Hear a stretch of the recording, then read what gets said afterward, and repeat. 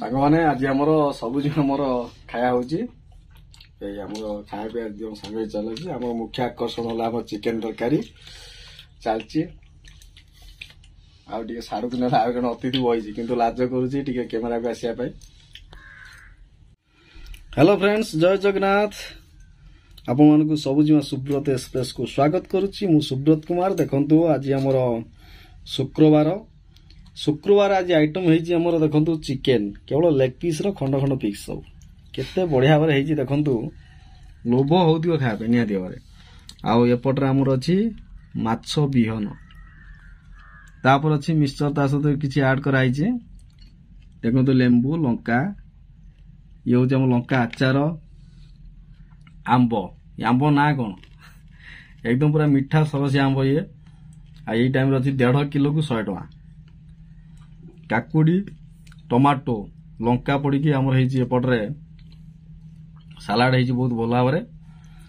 आउ सबुठारु दुखर विषय हूँ कौन भात आम जो रोसे हूँ ये टोटाल आम गाँव में थी आम सब किणा भात ठारू पानी सब किणा आमर आउ राशन रू जहाँ मिलूला से सब बंद। बर्तमान राशन चाउल आमर बंद हो सब किणा किणी होगी सब खिया हो भात माने टिके भी आम माने नष्ट हम ना सब टोटाली भात सब खिया को मु ही खाइबी।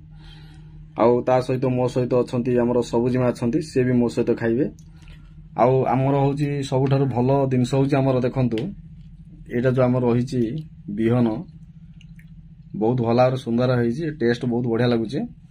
आउ चिकेन देखंतु चिकेन क्वालिटी देखंतु पूरा सुंदर भाव में रोषे कर मिस करिश्मा माने सबुजिमाकर भौणी सान भौणी अति चमत्कार रोषे आदे